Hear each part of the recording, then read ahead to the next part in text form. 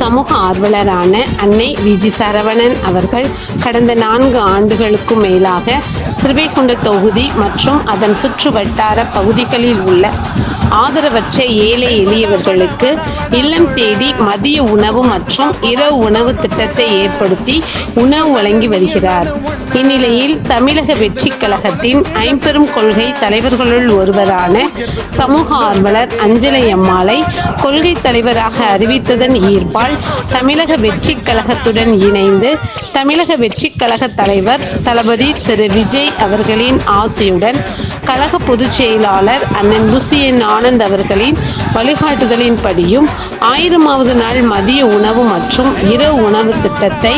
தமிழக வெற்றி கழகத்துடன் இணைந்து வழங்கி வருகிறார். 30/8/2025 இன்று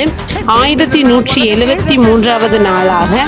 ஏதல், உண்டியலூர், ஸ்ரீவைகுண்டம், கோட்டைக்காடு, சிறுதண்டநல்லூர் மற்றும் கீழமங்கலக்குறிச்சி அதன் சுற்று வட்டார பகுதிகளில் உள்ள 158 ஆதரவற்ற ஏழை எளியவர்களுக்கு